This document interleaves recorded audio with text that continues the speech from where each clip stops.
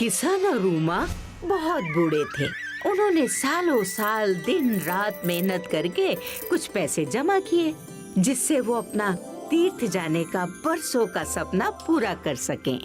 आखिर दिन रात पसीना बहा बहा के सिक्के जमा हो ही गए निचोड़ के। तीर्थ को निकलने से पहले किशन अपनी सिक्कों की पोटली अच्छे से छुपाता है, क्योंकि जिस रास्ते से किशन और उमा जाने वाले थे वो रास्ता चोरों और लुटेरों से भरा पड़ा था।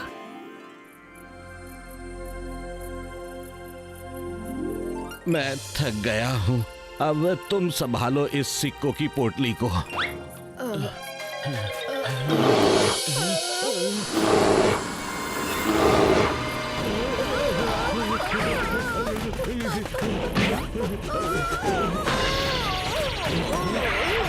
मेरे सिक्कों की पोटली। अरे बचाओ, भालू! अरे कोई बचाओ मुझे छोड़कर तुम्हें इस पोटली की पड़ी है। मुझे कोई ले जाता तो। अरे तुझे कौन ले जाएगा, इसमें सिक्के हैं। अगर ये चले जाते तो हम कहीं के नहीं रहते निचोड़ के। लगता है यहाँ चोरों से ज्यादा तो जंगली जानवर हैं। मैं तो कहती हूँ रात यही कहीं रुक जाते हैं। अंधेरे में चोरों और जानवरों के डर से किशन और उमा ने रात पास के ही किसी होटल में गुजारने का फैसला किया। भैया सुनो, कोई सस्ता सा अच्छा कमरा मिलेगा निचोड़ के? हाँ मिलेगा ना। अपनी पोटली यहाँ रख दो और चलो मेरे साथ। पोटली? नहीं भैया, ये पोटली तो हमारे साथ ही जाएगी। ठीक है चलो फिर। ये रहा तुम्हारा कमरा। पर किशन को पोटली की इतनी चिंता करते देख विमलेश को शक हो गया कि उनकी पोटली में जरूर कोई कीमती चीजें या सिक्के हैं। इनके सोते ही इसे चुरा लेना। इतने बूढ़े हैं कि इन्हें पता ही नहीं चलेगा। इधर किशन पोटली को तकिए की तरह सर के नीचे रखकर सो गया और फिर उसी रात विमलेश और उसकी पत्नी ने वो पोटली चोरी कर ली।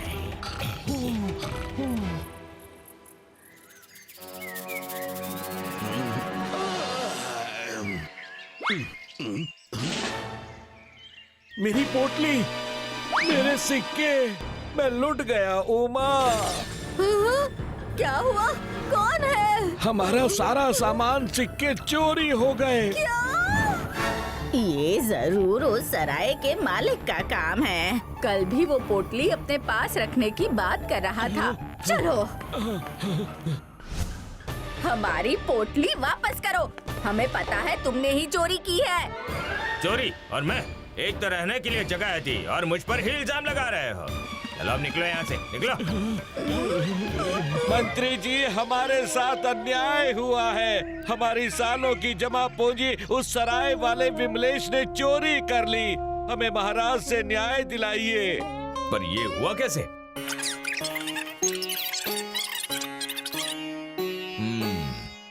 तो विमलेश बोलता है उसने चोरी नहीं की, तुम बोलते हो कि चोरी उसी ने की है, पर तुम्हारे पास इसका कोई प्रमाण नहीं। हाँ, मेरे पास इसका उपाय है। न्याय जरूर मिलेगा। तो फिर जल्दी उपाय बताइए। पहले तुम दोनों को मेरा एक कार्य करना होगा। मैं कुछ भी करूंगा, आप बस कार्य बताइए। ठीक है ठीक है ठीक है। मेरे पास एक ढोल है, उसे मेरे घर से उठाकर राजमहल तक लाना है। पहले तुम ये कार्य कर लो, फिर यही कार्य विमलेश को भी करना होगा। और एक और बात, वो ढोल थोड़ा भारी है तो उसे संभाल कर लेकर आना। जैसी आज्ञा महामंत्री।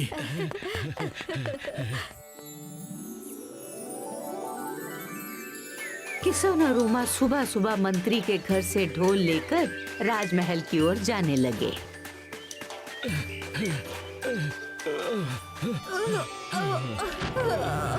ये ढोल तो बहुत ही भारी है। अब न्याय मांगने गए थे पर महामंत्री ने तो हमें ही सजा दे दी।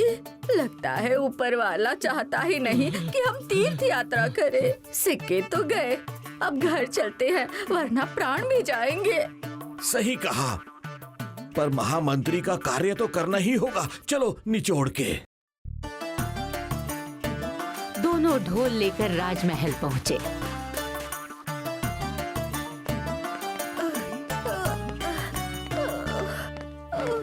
मंत्री जी के घर से लेकर आए हो ना, वहाँ रख दीजिए। उसके बाद सारंगा ने यही कार्य बिमलेश को दिया। बिमलेश अपनी पत्नी के साथ ढोल को मंत्री के घर से लेकर जाने लगा। चलो चलो बिमलेश जी, जल्दी आगे बढ़ो।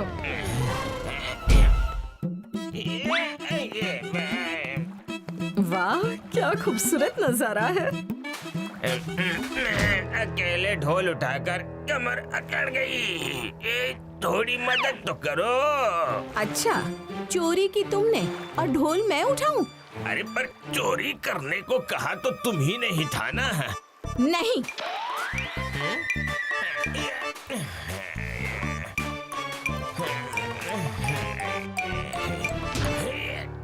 ठीक है, ढोल का ध्यान रखना। मैं पानी पी कर आता हूँ। जब तक बिमलेश पानी पीने गया, उसकी पत्नी आंखें बंद करके आराम करने लगी। तभी अचानक से ढोल उछल उछल के आगे पीछे जाने लगा। अरे ढोल भाग रहा है, कोई पकड़ो उसे, कोई पकड़ो, पकड़ो उसे, ढोल को पकड़ो, ढोल भाग रहा है। ढोल उठाए तो नहीं, लेकिन पकड़ तो सकती थी। एक काम भी नहीं होता तुमसे। अच्छा, चोरी करते समय इसका ध्यान नहीं आया? अब जल्दी चलो, वरना महामंत्री हमें ही चोर समझ के सजा दे देंगे।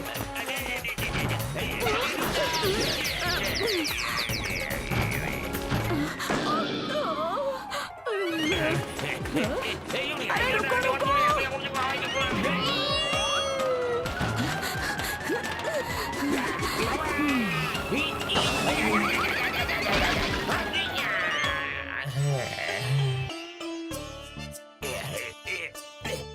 बिमलेश और उसकी पत्नी किसी तरह ढोल लेकर राजमहल तक पहुँचे, जहाँ किशन और उमा पहले से ही मौजूद थे।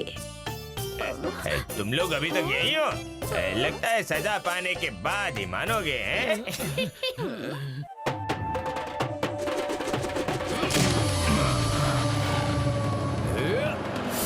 महामंत्री जी, आप? हाँ, मैं देखा मेरे जादुई ढोल का कमाल। इस ढोल ने तुम्हारी पोल खोल ही दी। कौन सी पोल?